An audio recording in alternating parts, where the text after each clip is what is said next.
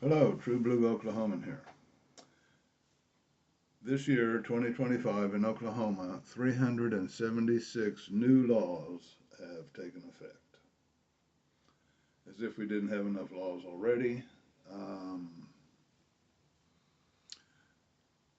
100 of them took effect on July 1st, and 276 new laws took effect last Saturday, November 1st, 2025.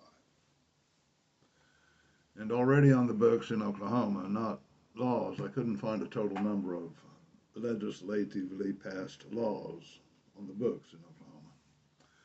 But there are approximately 142,000 different state regulations on the books. So, I don't know. Some of them, anyway. Let's take a look at a few of the bills. The passed one that reduces the state's top income tax bracket by 0.25%. They say most Oklahomans fall within that top bracket.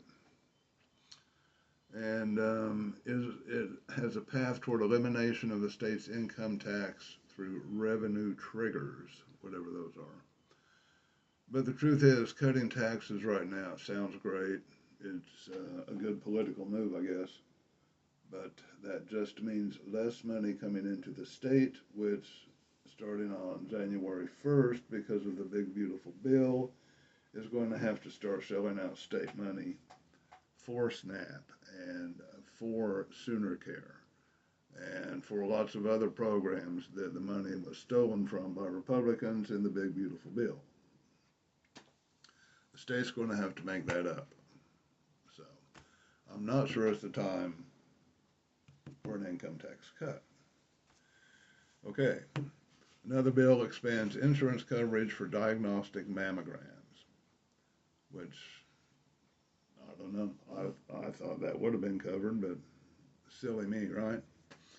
Now, Stitt vetoed that measure once, but the lawmakers overrode it, which I don't know. That's kind of curious. Stitt has a wife and I think one or two daughters. I'm not sure, but I think insurance should cover a diagnostic mammogram. Even though my personal belief is that mammograms have caused most of the breast cancer in the last 40, 50 years. Okay, now this is a good one. Another measure prohibits insurers from putting a time limit on the use of anesthesia during a medical or surgical procedure.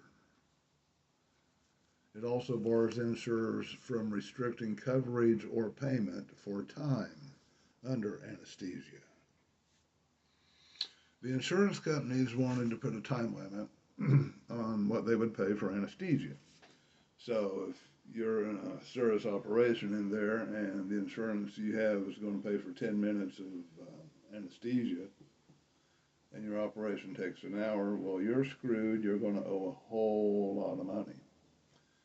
But fortunately, that bill was passed that the insurance companies cannot do that, at least in Oklahoma right now. Senate Bill 176 gives women access to 6 months of prescription for birth control, which was, the least they could do because they had it at 1 month, from what I understand, and to get a prescription every month. Anyway, it is now illegal to hold and use a cell phone in a school zone or a work zone. You can do hands-free operations and all that stuff, or if you're calling emergency or medical personnel. But otherwise, if you're holding your cell phone in a school zone or a work zone, you can get a $100 fine.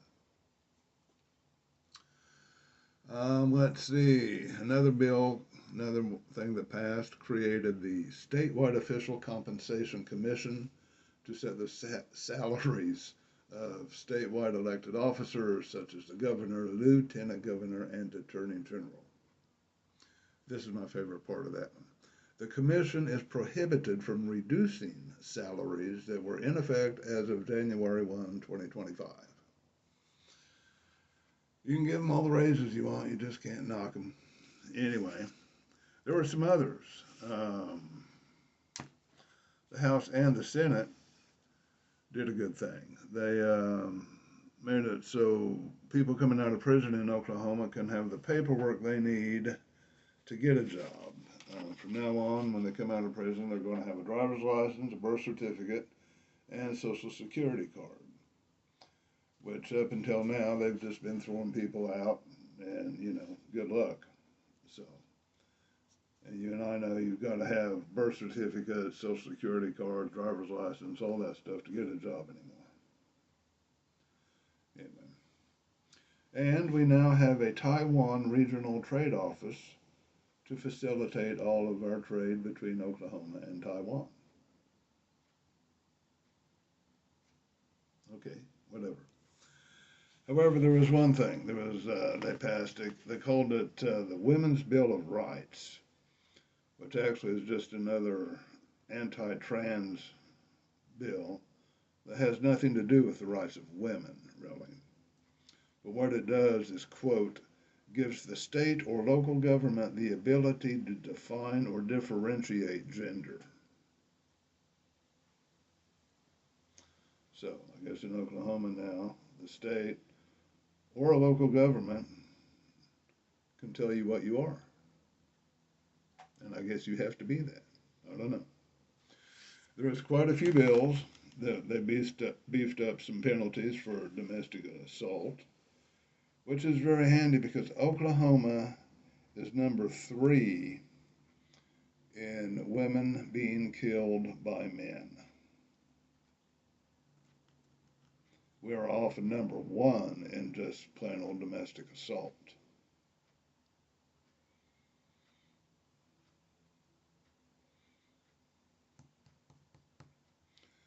It's kind of scary. Why are Oklahomans so mean? Why do Oklahoma men want to beat on women so much? I think we need to figure that out. Just a thought. Have a good day.